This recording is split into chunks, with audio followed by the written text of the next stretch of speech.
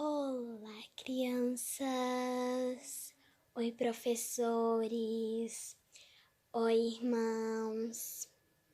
Boa noite!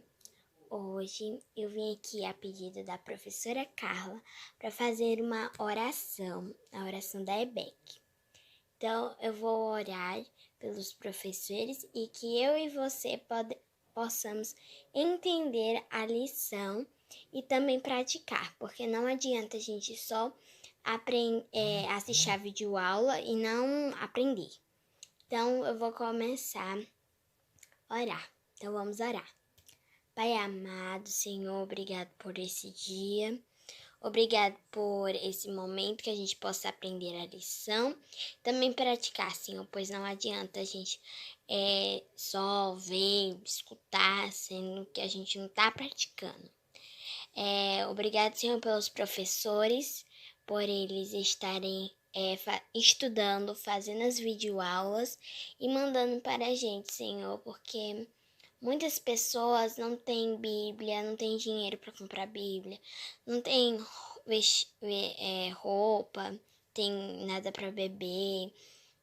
Ajuda essas pessoas, Senhor, porque às vezes nós somos ingratos.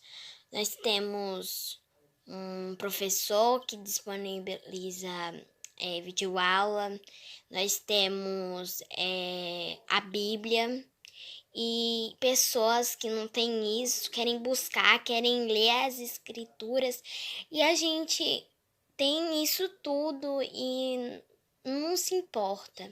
Então, que nós possamos ser mais gratos às coisas que a gente tem, Senhor. Obrigado por esse momento e que a gente possa aprender mais e mais com as histórias que estás nas Bíblias, Senhor. Obrigado por tudo e eu te peço isso em nome de Jesus, eu te peço. Amém. E é isso. Um beijo, fiquei com a aula. Bem, pessoal, o reino de Israel foi marcado por desobediência, idolatria, assassinato e apostasia. Deus foi muito paciente e misericordioso em chamar, comissionar homens fiéis para pregar e transmitir a palavra. Eliseu, sucessor de Elias, cumpriu seu papel de mediador e intercessor. O rei Joás, ao vê-lo que ele estava muito doente e que ele cumpriu esse papel, ele lamentou muito, porque ele reconheceu a grande importância que o profeta representava para a nação. Para o rei, o profeta tinha mais força e poder do que as forças militares do país. Porém, os reis que vieram depois de Joás continuaram a pecar e levaram a nação a se distanciar mais e mais de Deus. Vamos estudar um pouquinho sobre eles, né? Os reis de Israel e o exílio.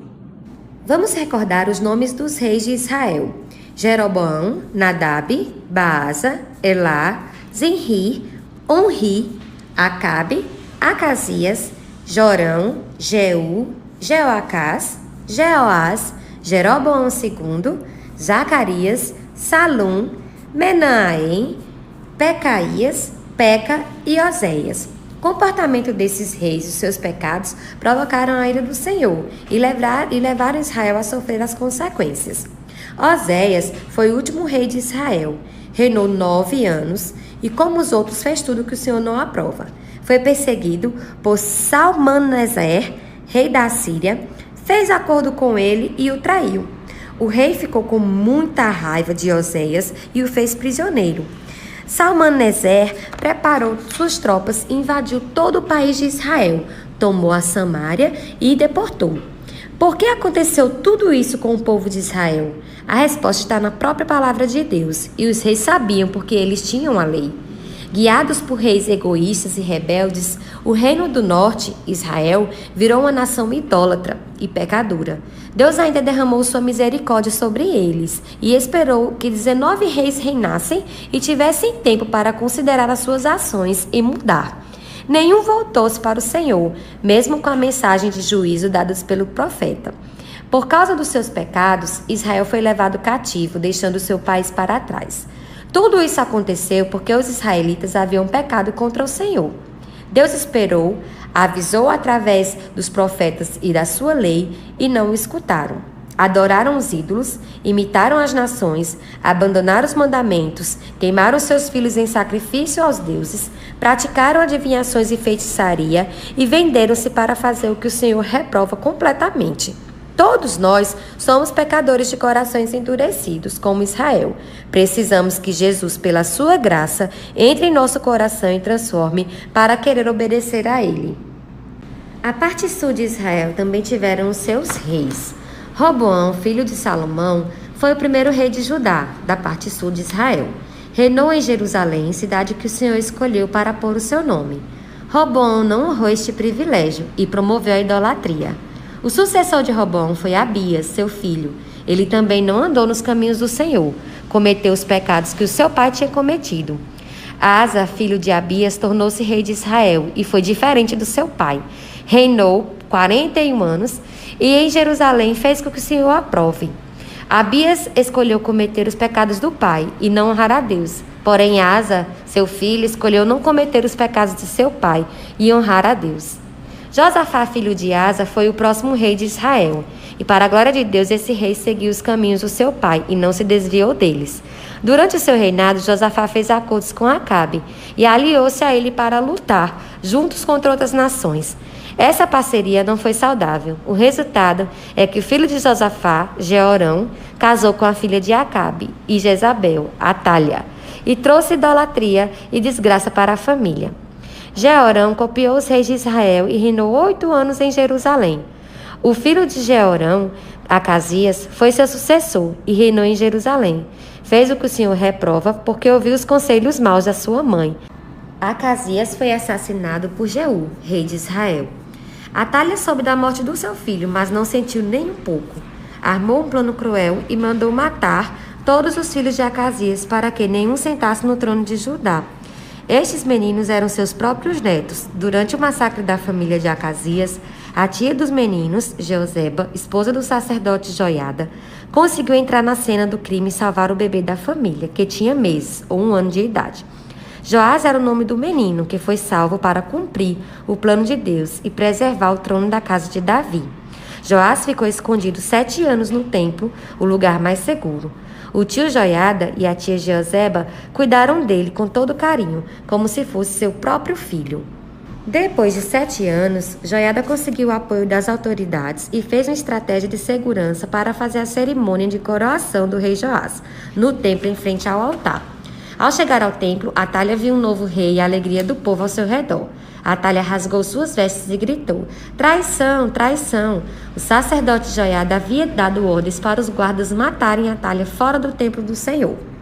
Depois da coroação do rei, Joiada fez um acordo entre o Senhor, o rei e o povo. O povo deveria voltar a ser o povo do Senhor, com adoração e devoção só a ele. Joás tinha 7 anos quando começou a reinar. Era ainda um menino e foi ensinado pelo sacerdote Joiada.